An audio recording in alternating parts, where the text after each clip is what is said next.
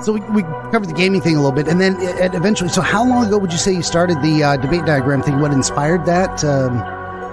What was the first one? In March. Yeah. March of this year. Yeah.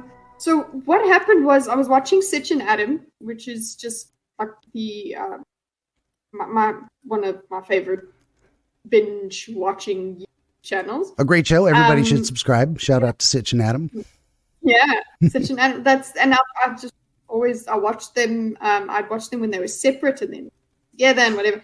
And they had just a debate on, and like usually I would just be listening, so I never would go into chat or anything like that. But anyway, not that I went in on this particular diagram of this particular debate, but yeah, I just got so, when I listened to this, it was so stupid what these people were saying. And I was like, no, I have to do this. I've always wanted to do it because it's just something that I want to do. I have this need to write diagram things, which I've spoken about. But like this one just, it was the breaking point that actually just made me go and actually do it. Because I've had the idea for a long time. Like nobody wants to do it. Nobody needs to look at that. But I was like, you know what? I want to spend my time doing this diagram for my own sanity. Yeah. And I went and did it to just follow this conversation because I wanted to understand why it was frustrating me so much. Why is what they're saying so stupid? Because Bob and Dane, organized chaos versus organized chaos and actual fandom versus situation. I think I remember watching that one live. Yeah, and that was pretty recent. Yeah, it was this year. So I watched that, and yeah, then what I did is I actually streamed it on, because I don't stream to YouTube, so I streamed it to Twitch.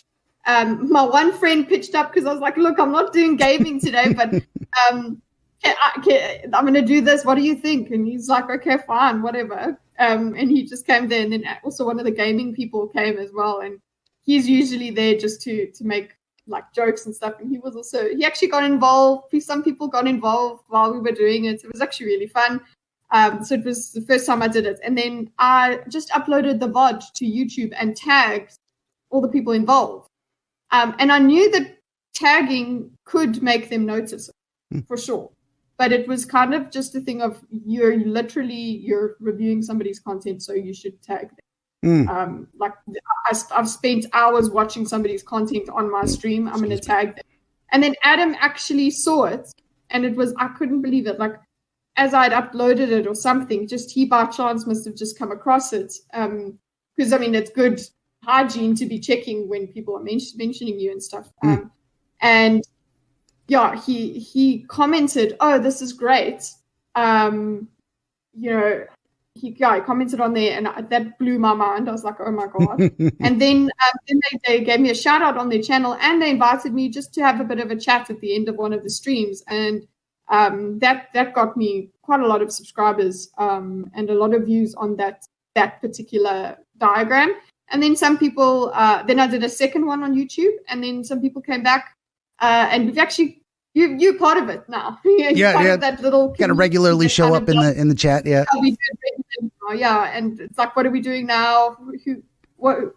And then people are suggesting different debates and things. So it's growing. It's still growing. It's not where I want it to be. I want to edit things a lot more, cut stuff up, and do maybe better analysis that is on top of the diagram, and all of that sort of stuff that I haven't gotten to yet. But yeah, that's me. That's what happened. So it got that shout out that really went mad. Yeah, I think that is exactly how I found out about you. Like, oh, who is this person? Debate diagrams. I've been, and I've been in the chat, of course. I call it ASMR for Aspies. I love it. I love it so much. Pause. Diagram this. What did he just say? Why is this stupid? Why is this a tangent? We're not even on the main topic anymore. They went this far down, and now we're calling back to this thing that was never settled. So many, I'm going off now, but so many discussions and debates online go horribly wrong because there's so many reasons, but a lot of times the thread gets lost. And I've even noticed it in debating people in a Discord thread. By the time you get so far down, you're actually on a completely different subject because you try to make a point and you give an example. Then they're debating the example. Then you're debating the analogy about the example. Now you're deep into the analogy, and it's like, wait a minute, we're not even on the same topic anymore. And I'm like, what are we? And you were just trying to get on this. It wasn't actually what is the goal of us talking. Mm-hmm. That's that's the difference between, I think, a debate and a conversation. Yeah. It's like, obviously, there's always, what is the point of a debate, really? Because nobody's changing their minds, really, in that conversation. Not the participants, yeah. Not really. Yeah, not the participants. The people that are listening go, yeah. And I guess that's the point. Kind of a performance for the audience, yeah. Exactly. And what you see in these things, like what I've seen is past each other, and there's just this continuous use of those sort of tactics of like, I'm just going to pretend this is what you said, I shall straw man, and then we're just going to spend 2 hours on the straw man, and I have a perception of you, person I'm debating, that I'm going to keep for the rest of this whole interaction, and I'm going to just interpret you in this manner. It happens all the way. But then we did that Blair White and Destiny conversation, which was it was a good talk. They just talked to each other. Brilliant. There you go. And then they didn't agree on everything, and that's not what the whole point was. And it wasn't a huge debate, but they just disagreed with each other, and it was so nice. And you see that, and see how much you could get from a conversation like that, and then you go back. We went back to some other kind of problems. Ethan. Oh yeah, that was painful. I don't know. We didn't finish.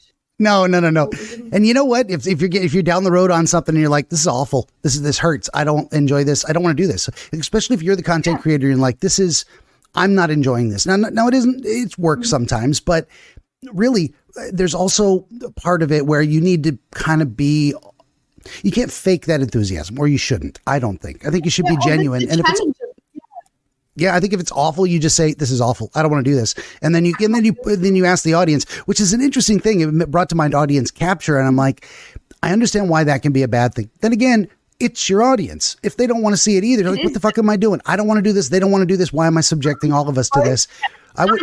Yes. It's a negotiation, because you're like, okay, well, guys enjoying this, okay, fine, then maybe if you guys can keep me going, then I'll continue. But like, otherwise, and that I just needed one person to be like, no, and I was like, thank God, okay, we're done, I'm done. And but I've had those debates where I've just felt, I can't do this anymore, and I've been tired of it, whatever. I've had those, but then with this one, but then I still want to go and finish it, because I need to finish it.